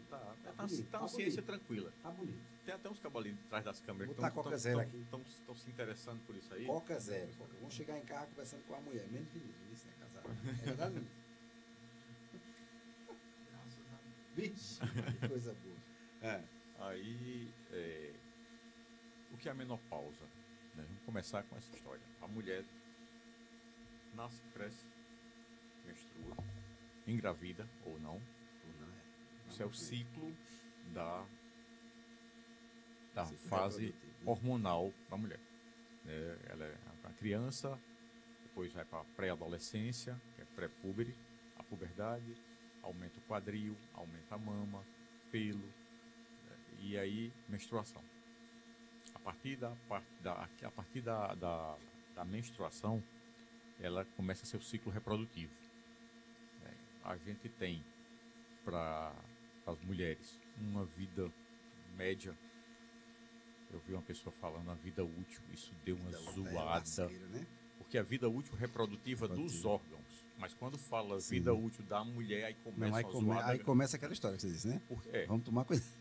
Mas aí os ovários, a parte reprodutiva, porque essa parte reprodutiva, a utilidade dela é reprodução. Reproduzir. Quando acaba essa parte, o organismo vai cessar, né? Então, isso dependendo de qual é a média. Né? Cada um, se você não teve essas idades respeitadas, não é que é diferente não é que é anormal não, é só diferente, e isso é um padrão familiar que pode se repetir. Por volta de 12, 13 anos, 11 anos, de 11 aos 13, e vai aí até os 40 a 45. Por que tão grande? Porque aí depende da questão da gravidez, de uma gravidez para outra, quantas gravidezes aconteceu, quais foram os hábitos alimentares, se houve anticoncepcional oral, injetável, ou implante. Tudo isso vai interfere nesse final. Tempo aí dessa janela reprodutiva. Mas nada como o famigerado cigarro. Bronca pra tudo. A gente esqueceu dele na diabetes, não foi? Foi. Eu tava foi pensando, pra lascar, viu? A gente deixa eu passar o bichinho. Mas aí o famigerado cigarro, ele reduz muito o tempo hormonal que a mulher tem. Então, quem fuma vai ter a menopausa antes do prazo. Precoce. Interessante isso aí. Então, o período pré-menopausa, ou climatério, vamos dizer assim, ele antecede a menopausa e, por conceito, a menopausa é o período ininterrupto de 12 meses, de um ano. 11 meses, 29 dias, aí menstruou. Isso tá se for academicamente falando, isso ainda não está na menopausa. Então, menopausa é o período de 12 meses de amenorreia. É um nome técnico para não menstruação. Então, configura a partir dali Isso. Que chegou a menopausa. Isso. Aqueles calor, aquela coisa. Isso aí já é... Mexe com o juízo da mulher também? O calor, que é um nome bonito, é o fogacho, que é praticamente uma síndrome esse negócio aí. Porque são muitas coisas ao mesmo tempo. É o calorão com a onda de frio, é um frio com a onda de calor, mas que a temperatura corporal, na prática, se você colocar um termômetro, vai estar lá. Tá normal. É uma sensação. É uma sensibilidade. E isso tem tratamento, isso tem acompanhamento. Tá. Né? Tem um período para isso acontecer, mas que pode interferir medicamentosamente e algumas coisas de comportamentais, fisioterapia, exercício, algumas coisas que isso vai abrandar, né? Melhora, isso abranda bastante. Então, quando acontece isso, a menstruação é um fator, quem fez, o corpo humano fez perfeito, porque ele é perfeito. Sim. E a gente acaba desmantelando, botando as coisas que ele mandou. Que não deve. Não deve. Mas aí, esse período da menstruação é um período protetor. Né? Tem todos os hormônios funcionando bem. Depois que isso acontece, vamos se concentrar na parte óssea, vamos dizer. Porque se a gente for para a parte geral do corpo, não é só por conta da menopausa, mas a menopausa aconteceu por conta da idade. Sim. E por conta da idade, muita coisa aconteceu também. O cabelo descoloriu, caiu, a pele, sim, a gravidade ficou mais intensa nessas pessoas. A orelha do cabo aumentaram. Então, algumas coisas acontecem mesmo.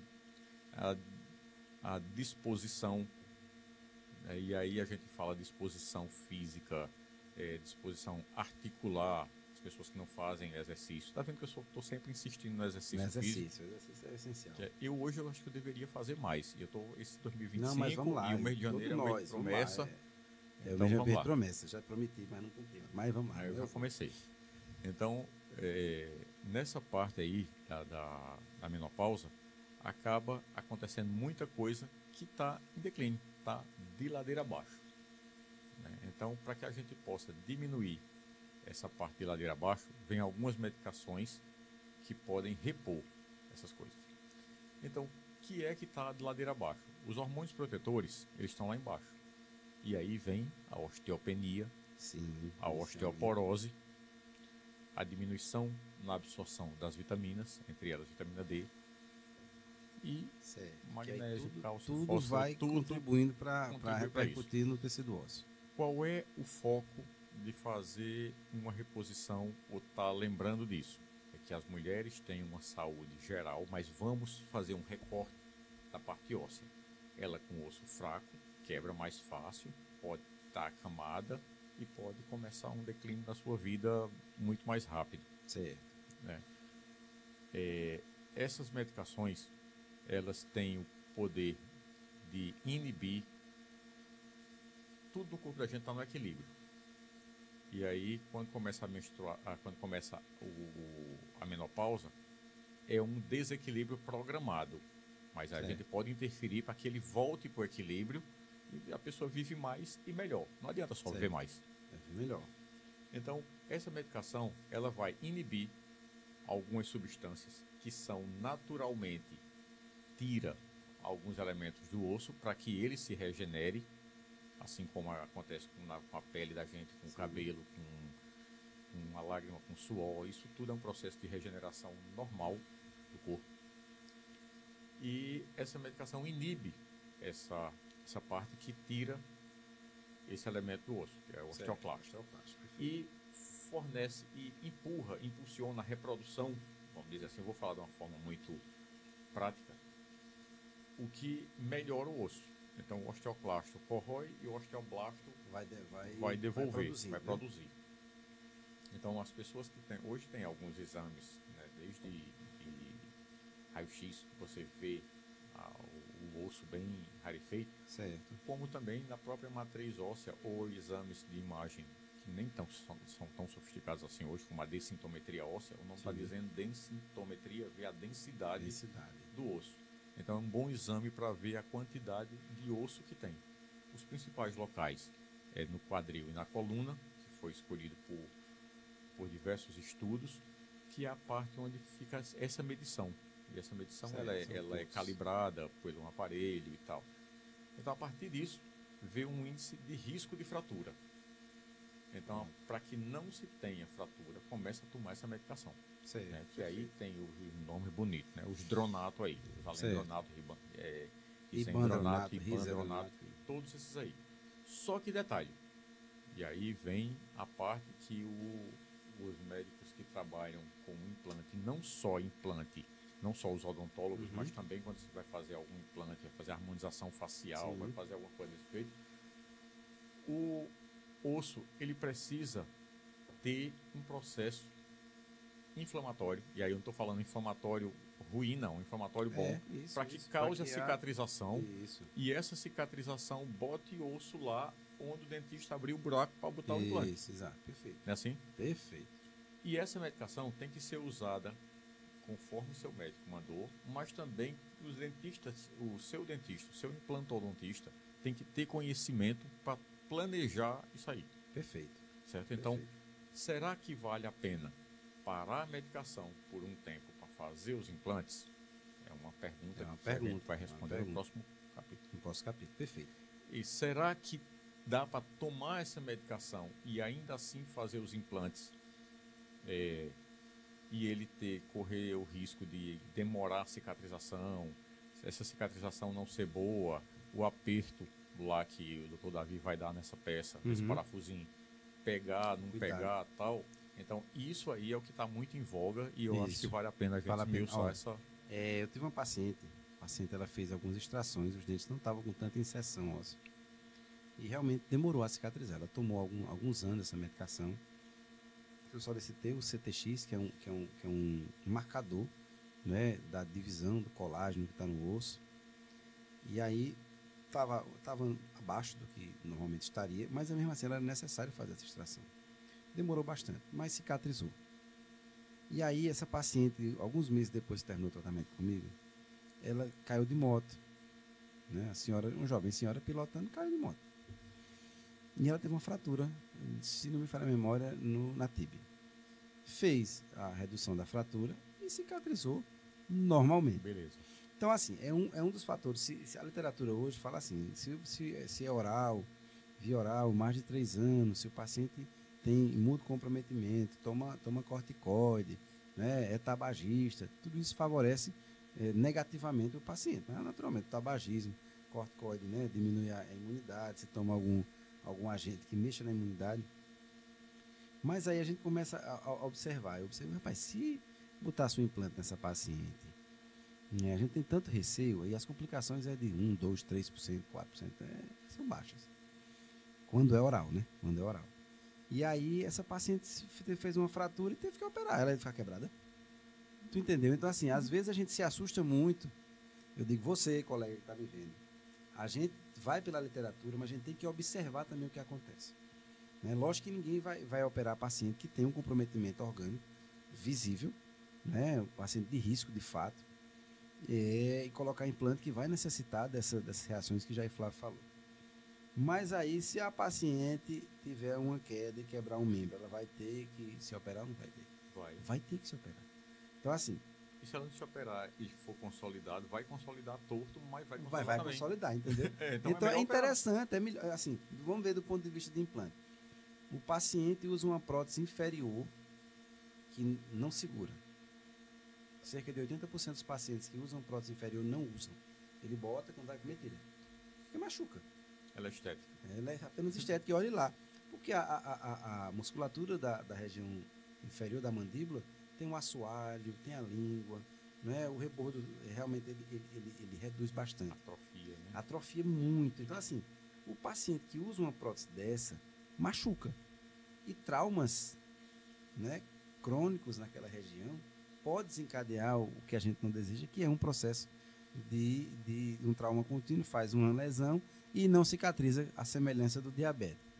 Né? E ali pode fazer uma necrose, assim como tem no diabetes. E aí eu digo ao paciente, olha, a gente tem um risco, mas se a senhora, o senhor continuar utilizando, normalmente senhoras, essa prótese batendo aí, machucando sua gengiva, para falar para que as pessoas entendam, ela também tem um risco de comprometimento, entendeu? Até teve uma paciente recente que ela estava com diagnóstico ia saber se tinha uma recidiva de câncer de mama. E ela não conseguiu utilizar a prótese inferior. Ou seja, ela ia ter limitações nutricionais. E aí eu disse a ela, a filha dentista, olha, veja só, eu não quero, estou falando do ponto de vista comercial, mas veja, se sua mãe continuar utilizando essa prótese que ela está utilizando aí, sobre a gengiva, o risco dela ter uma osteonecrose é talvez até maior do que se ela colocar os implantes antes de submeter ao tratamento, que ela vai submeter-se aos tratamentos, né, de quimioterapia, enfim, e as medicações que ela vai ter que tomar depois. Então, tem que se pesar o custo-benefício, né? Porque às vezes a gente imagina, está documentado, isso é documentado em alguns artigos, que podem haver complicações espontâneas, né? E muitas vezes a gente tem muito receio, isso aí você é um cara que gosta de observar na prática, no dia a dia, de fazer algumas intervenções, né? A gente tem que perguntar ao paciente, você se sente bem hoje, você consegue mastigar, você come, você está com deficiência nutricional, como é que está funcionando o seu intestino? Funciona que presta? Às vezes o paciente, vamos voltar para diabetes, tem diabetes e não controla porque não come.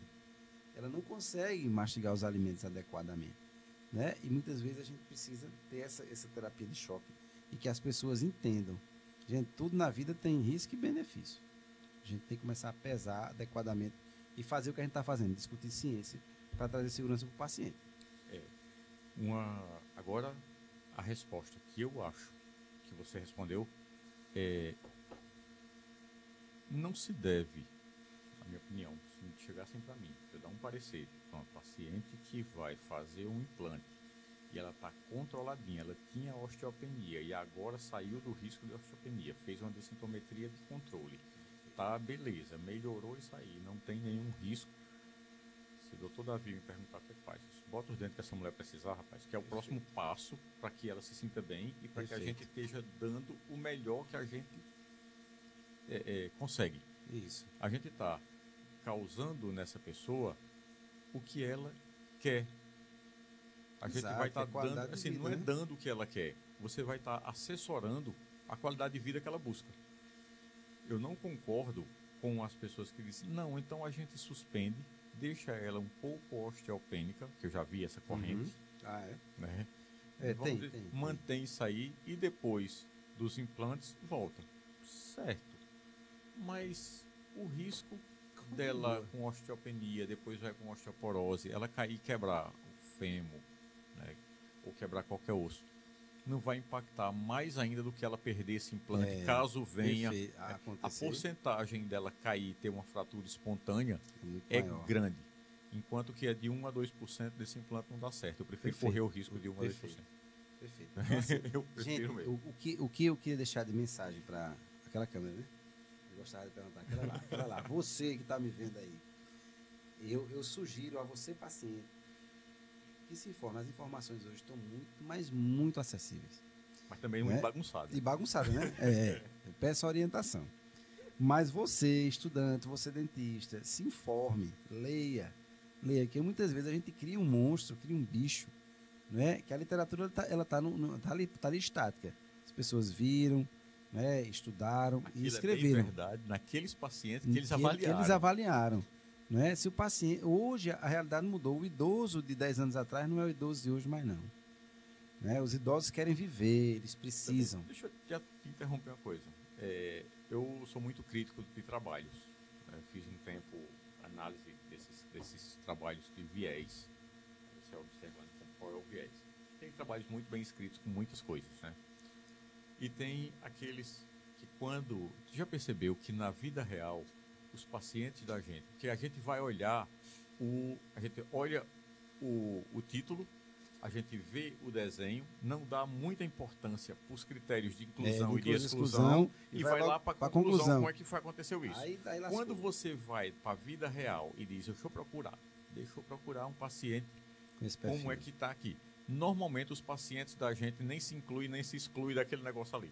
Eles são os pacientes do meio, aí você tem a responsabilidade com aquele paciente e a literatura vai lhe nortear para um paciente que é mais ou menos. Tem tantos dados daqueles pacientes que não estão ali, extremos, que não estão ali, pode até ser muito melhor ou muito piores do que eles colocaram. Eles só colocaram idade, sexo, alimentação, às vezes raça, porque em algumas as doenças prevalentes, como por exemplo a raça negra tem mais hipertensão. Sim. Isso é documentado.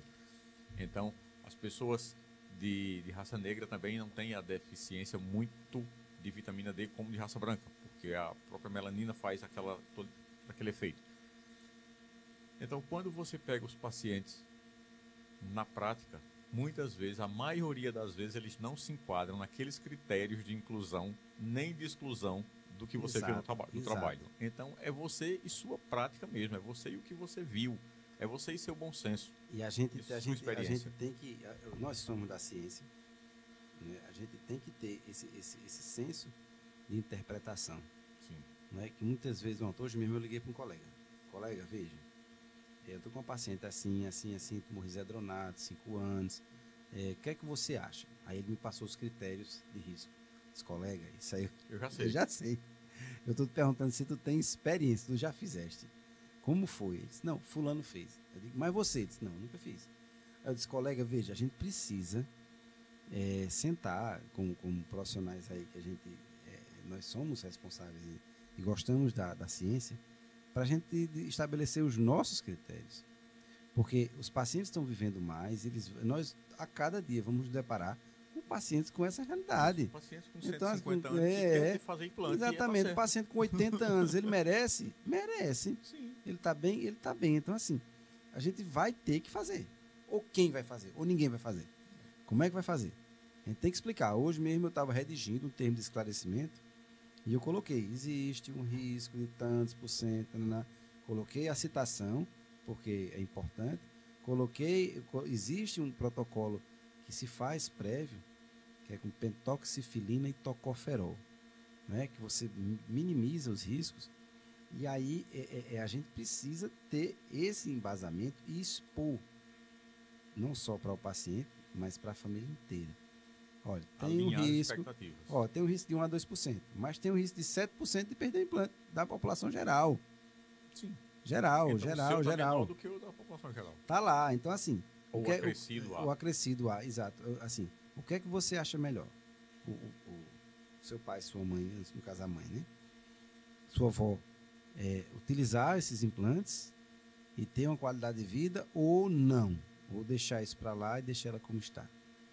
E esse mesmo material que ela está utilizando poderá desencadear também um processo de dificuldade de osteonecrose.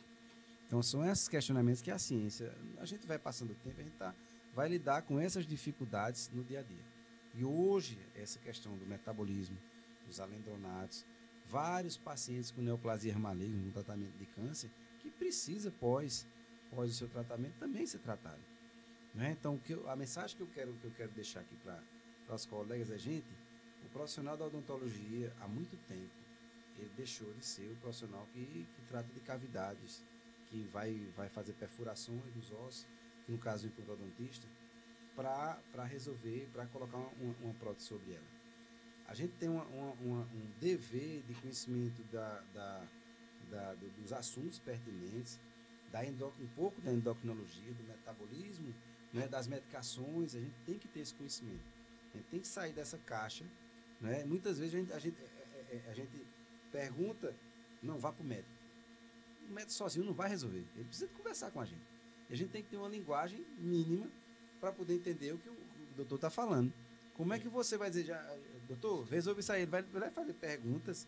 E se você não tiver antenado, você vai ficar perdido, seu paciente mais ainda. Eu acho interessante, Davi. Eu acho que isso aí vai... Eu não recebi ainda. Mas você levantou uma bola que as pessoas hoje estão judicializando muita coisa. Judicializando tudo. Sim, então, a parte da judicialização dos procedimentos, principalmente dos procedimentos estéticos, não é o caso do implante, né? Isso. Porque o implante a gente está falando de voltar a uma função essencial. Exato. Então, quando eu falo isso, de voltar a uma função essencial, a gente entra numa seara do que é estético. Eu estou ouvindo outra coisa. Então, quando senta na... Eu acho que eu ouvi uma coca, né? Acho que eu ouvi uma coquinha. Eu vi. Quando você fala de restabelecer uma função essencial, quem faz estética vai dizer, mas a autoestima também é essencial. Faz parte. Né? Mas aí eu estou falando das coisas primárias, né? de mastigação. Nesse público que a gente está falando, eu digo sempre, é primário. É primária. Então, não é luxo. Quando fica o recado aqui, reforçando o seu recado para os dentistas, que tem coisa que você tem que assumir.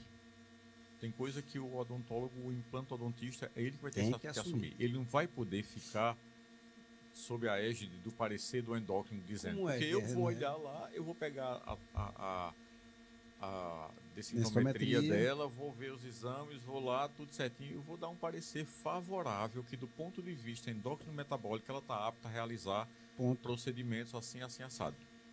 Certo? Se esse negócio sofrer uma rejeição, sofrer qualquer coisa já não peraí, mas paciência. o doutor liberou. O doutor Endrock liberou. Não é bem assim. Mesmo. Certo. E fui eu que botei lá. Foi não. Não. Existe. E quem botou com vontade de que ele caísse, também não. E a senhora está querendo transferir a responsabilidade das reações do seu corpo para alguém. Isso é que tem que ficar bem amarrado. Bem claro, outras palavras. Perfeito. Em outras palavras. Tem que assumir sua responsabilidade. Olha, no geral, isso é feito para dar certo. Em algumas pessoas não dão certo. Por quê? Não sei, só sei que foi assim. Vamos dizer... Que é o termo idiosincrasia. Aí tá negócio... Botei para lascar. João Grilo resolveu isso mais agora, fácil. Foi? Só sei que foi assim. Pronto, é isso aí que tem que as pessoas entenderem. E isso está muito difícil das pessoas entenderem, porque elas querem transferir a responsabilidade das reações do corpo dela, que ela cultivou, que ela desmantelou ou cultivou bem, ou que com, sem ou apesar de, não deu certo. Isso. Mas aí o que você precisa mostrar, e aí os implantodontistas, nesse caso, falando diretamente para eles, o que precisam mostrar é que você fez o melhor que você podia, que estava disponível e que você, em acordo com o paciente, executou aquilo que foi combinado. Perfeito. Não deu certo, beleza, vamos lá ver se falhou alguma coisa. Não teve nada da minha parte que falhou, não. Né? Eu acho que a transparência, a verdade e a coisa, ela vai... Perfeito. Eu tive uma paciente que aí é uma seara, a gente está próximo de finalizar o tema, mas vamos lá. Ela fazia tratamento de câncer de mama, que já é uma seara onde a gente usa os antirreabsortivos de uma forma endovenosa. Então a potência é muito maior. Você até me explicou, quinta-feira, que os ácidos oledrônicos já tem outra mecanização um pouco mais complexo, né? E o médico, o oncologista, ela chegou para dizer, não, o doutor disse que podia fazer. Se ele disse que podia fazer, eu disse, espera aí, como é o nome dele? Fulano e tal. Aí eu fui lá no Instagram do cara. O doutor, aqui é fulano e tal, de Serra Talhada, tratou a paciente e tal, é sua paciente, e o senhor falou que podia fazer. Eu disse, olha, de acordo com os protocolos, quando é endovenoso, gente, aumenta para quase 20% de complicação. É alto. É alto, a gente assumir uma roleta dessa é alta. Eu disse, eu posso, o senhor me recomenda fazer, né, as exodontias e a próximo protocolo de dona fulana, que eu queria deixar registrado, eu não fui menino, né? Eu queria que ele dissesse. Ele disse, não. Faça de forma escalonada, gradual, para você verificar o resultado. Mas sabe quantas vezes eu fiz? Você que está dando para a minha cara aqui. Nenhuma. Porque, assim, o tratamento em si não dá para fazer escalonado. Ou fazia tudo, ou não faz nada. Né? Eu disse, paciente, vem cá. Ó, abri a minha fonte e mostrei, olha, a gente tem uma descomplicação assim. O doutor fulano está dizendo assado. Mas quem é que vai sofrer as consequências se acontecer alguma coisa? Eu. Eu disse, e eu também. Então, quem tem que decidir somos nós. O que você decidir, a gente faz. Então eu prefiro não fazer. De que eu também não. Não é? Apesar de um oncologista renomado, só de câncer de Pernambuco, top. Mas aí ele disse, faça. Eu digo, não. O senhor realmente... E é um cara consciente. Ele disse, não, faça escalonado.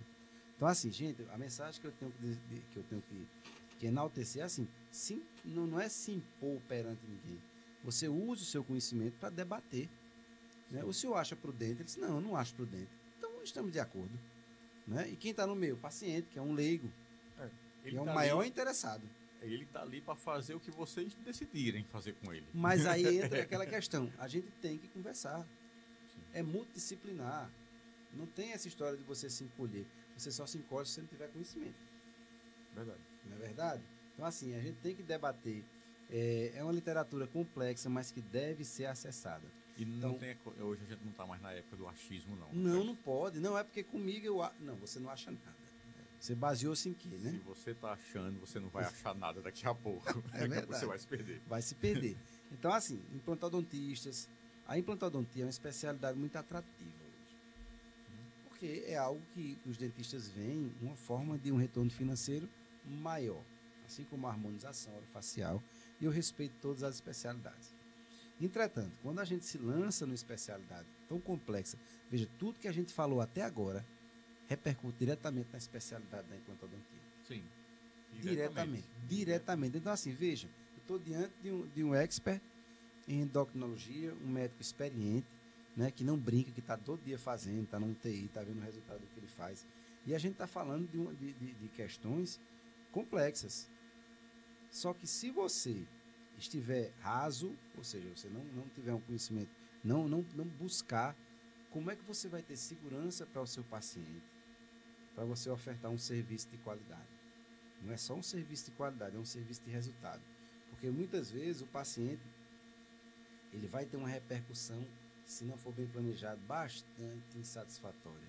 E aí já tocou num ponto muito interessante, que é hoje as pessoas estão levando uma boa parte das questões para a judicialização. Isso. Vão levar para os tribunais. E aí, se você não estiver apto, não estiver documentado, eu não falo nem de documentação, eu falo na questão de conhecimento, deixar o paciente consciente, a gente pode ter problema. Tá? Então, assim, acima de tudo, conhecimento. Conhecimento e conversar. E outra coisa, humildade. Não sabe, pergunta a quem sabe. Não é verdade, Jair? Eu queria que você deixasse suas considerações aí sobre essas questões que a gente tocou. É pouco tempo, né, para tanta coisa. Vale uma parte 2. Eu acho, assim, eu já falei que eu me senti muito honrado pelo espaço. Fico à disposição para uma parte 2. Vale uma parte 2, sem dúvida. Muitas coisas do metabolismo a gente pode Perfeito. acrescentar como informação, porque informação eu ouvi também, tudo que eu estou falando não são frases minhas, eu só sou um papagaio de repetir. Sim, isso é importante. Que é uma frase que é muito interessante, que conhecimento é inimigo da matemática, né? Quanto mais você divide, mais ele se multiplica. Você vai dividir no conhecimento e isso aí vira um negócio muito interessante.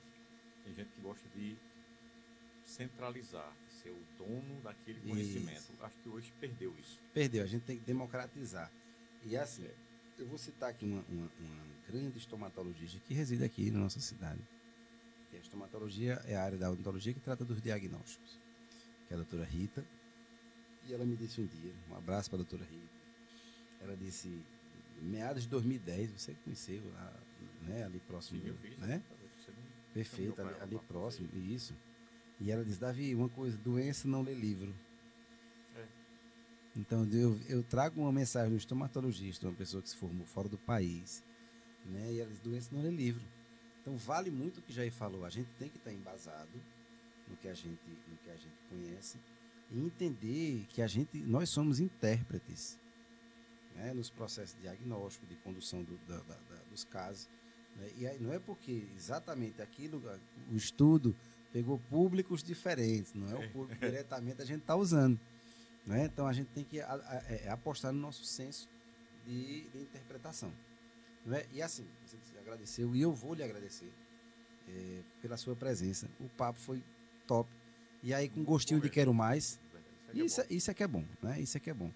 E aí fica aí, gente, que vocês estão nos ouvindo, nos assistindo, que teremos uma parte 2 para que a gente discorra mais sobre os temas e vocês vejam como é importante, como é gostoso a gente falar de ciência de uma forma prática, de quem vivencia, né? A gente vivencia, tá no teu dia a dia, tá no meu dia a dia, e aí a gente troca essas ideias, e só quem sai ganhando é você que está vendo aí o Imperador, e aqui o amigo Jair Flávio queria cumprimentar você, amigo, e dizer que foi uma satisfação.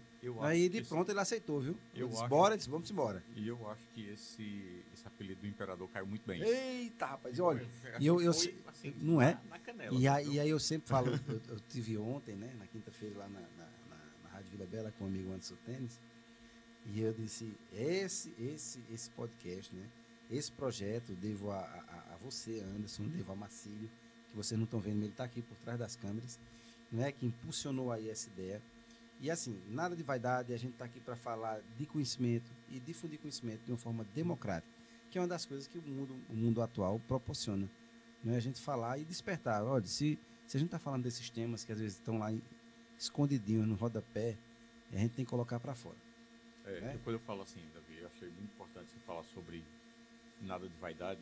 Isso não é uma auto-intitulação do imperador. Exatamente. Quando a gente coloca que a gente vê o rei do sanduíche, o rei da coxinha, o rei dos churros, né? Então, imperador, rei,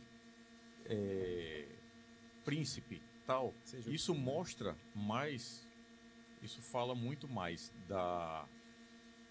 fugiu a palavra, mas eu vou lembrar, isso fala mais do pioneirismo. Sim. Né? E do tempo, de algumas... de velho, e da experiência, do que alguma coisa de vaidade. Perfeito, então, por isso que eu fiz assim, o imperador, o rei, o príncipe e tal, não sei o quê, é aquela pessoa que já acumula.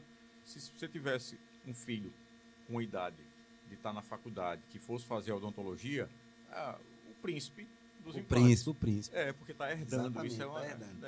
E é exatamente isso. A gente busca difundir informação de qualidade, responsável, porque assim as pessoas têm que ter subsídio para tomar as decisões. Eu acho que o mundo de hoje é um mundo da informação, só que você colocou, tem muita informação doida aí. Né? É tanta informação que as pessoas não sabem o que fazer com elas. Então, assim, informação responsável, informação de qualidade, informação que a gente desperta nas pessoas a curiosidade de buscar. Né? E eu acho que isso foi que acredito que a gente cumpriu essa missão. Eu acho que sim. Muito obrigado pelo espaço.